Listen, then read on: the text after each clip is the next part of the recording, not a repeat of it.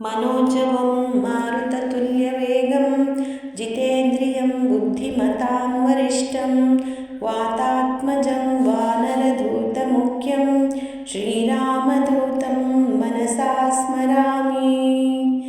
ಆತ್ಮೀಯ ವೀಕ್ಷಕರೇ, ನಿಮ್ಮ ಪ್ರೀತಿಯ ನಮ್ಮ ಮಕ್ಕಳು ಬ್ಲಾಗ್ಸ್ಗೆ ಸ್ವಾಗತ. ನಾನಿವತ್ತು ಆಂಜನೇಯನ ಸ್ತೋತ್ರ ಹೇಳ್ತಾ ಇದ್ದೀನಿ. ಈ ಸ್ತೋತ್ರ ಹೇಳೋದ್ರಿಂದ ಮನೆಯಲ್ಲಿ ಒಂದು ಪಾಸಿಟಿವ್ ಎನರ್ಜಿ ಇರುತ್ತೆ. ಹಾಗೆ ಮನೆಯಲ್ಲಿ ನೀವು ಅಂದುಕೊಂಡ ಕೆಲಸ ಅಂದರೆ ನಿಮ್ಮ ಇಷ್ಟಾರ್ಥ ಸಿದ್ಧಿ ಆಗುತ್ತೆ. ಓಂ ರಾಮದೂತ ನಮಸ್ತುಭ್ಯಂ ಪಾದಪದ್ಮಾರ್ಚನಂ ಸದಾ ದೇಹಿ ಮೇ ವಾಂಛಿತಫಲಂ ಪುತ್ರಪೌತ್ರ ಪ್ರವರ್ಧನಂ. ಓಂ ಹನುಮತೆ ನಮಃ. ಓಂ ರಾಮದೂತ ನಮಸ್ತುಭ್ಯಂ ಪಾದಪದ್ಮಾರ್ಚನಂ ಸದಾ ದೇಹಿ ಮೇ ವಾಂಛಿತಫಲಂ ಪುತ್ರಪೌತ್ರ ಪ್ರವರ್ಧನಂ. ಓಂ ಹನುಮತೆ ನಮಃ. ಓಂ ರಾಮದೂತ ನಮಸ್ತುಭ್ಯಂ ಪಾದಪದ್ಮಾರ್ಚನಂ ಸದಾ ದೇಹಿ ಮೇ ವಾಂಛಿತಫಲಂ ಪುತ್ರಪೌತ್ರ ಪ್ರವರ್ಧನಂ. ಓಂ ಹನುಮತೆ ನಮಃ.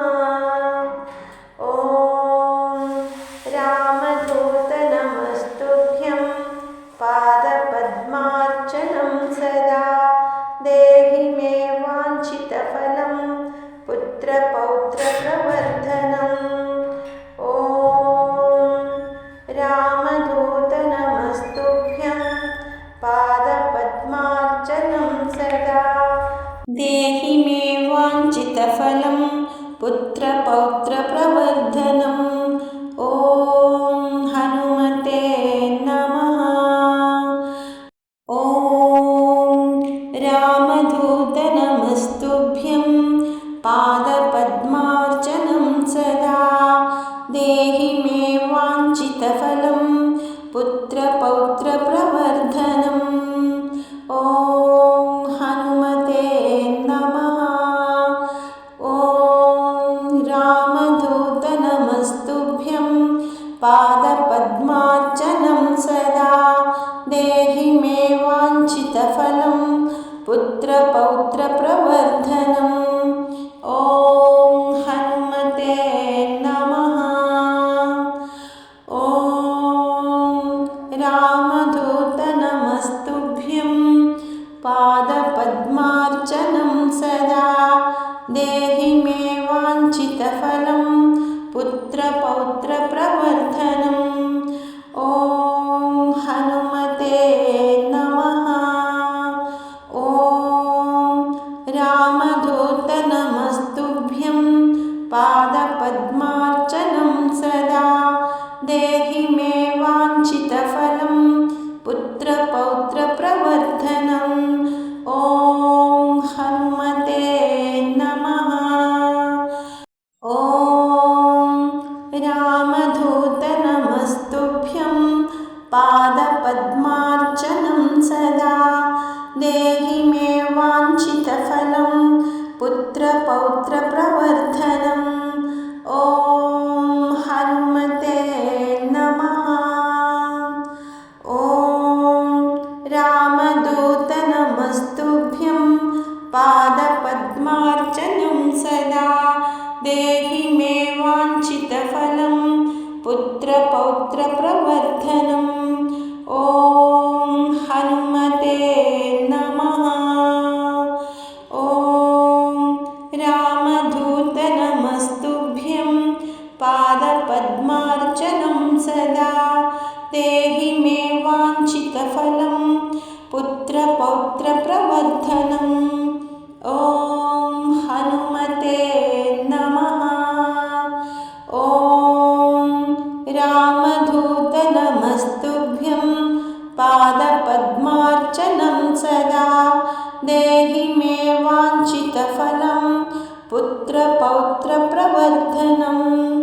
ಓಂ ಹನುಮತೆ ನಮಃ.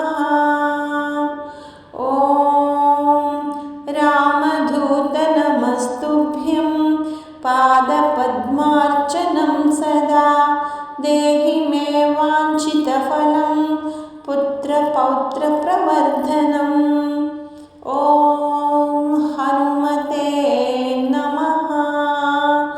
ॐ रामदूत नमस्तुभ्यं पादपद्मार्चनं सदा देहि मे वाञ्छितफलं पुत्रपौत्रप्रवर्धनम्। ॐ हनुमते नमः। ॐ रामदूत नमस्तुभ्यं पादपद्मार्चनं सदा देहि मे वाञ्छितफलं पुत्रपौत्रप्रवर्धनम्। ॐ हनुमते नमः। ॐ रामदूत नमस्तुभ्यं पादपद्मार्चनं सदा देहि मे वाञ्छितफलं पुत्रपौत्रप्रवर्धनम्। ॐ हनुमते नमः। ॐ रामदूत नमस्तुभ्यं पादपद्मार्चनं सदा देहि मे वाञ्छितफलं पुत्रपौत्रप्रवर्धनम्। ॐ हनुमते नमः। ॐ रामदूत नमस्तुभ्यं पादपद्मार्चनं सदा देहि मे वाञ्छितफलं पुत्रपौत्रप्रवर्धनम्। ॐ हनुमते नमः। ॐ रामदूत नमस्तुभ्यं पादपद्मार्चनं सदा देहि मे वाञ्छितफलं पुत्रपौत्रप्रवर्धनम्। ॐ ಹನುಮತೆ ನಮಃ. ಕೇಳಿದ್ರಲ್ಲ ವೀಕ್ಷಕರೇ, ಎಂತಹ ಅದ್ಭುತವಾದ ಸುಂದರವಾದ ಸರಳವಾದ ಸ್ತೋತ್ರ. ಈ ಸ್ತೋತ್ರವನ್ನು ನೀವು ಕೇಳಿ ಪಾರಾಯಣ ಮಾಡಿ ಶ್ರೀರಾಮದೂತ ಆಂಜನೇಯನ ಕೃಪೆಗೆ ಪಾತ್ರರಾಗಿ. ಧನ್ಯವಾದಗಳು.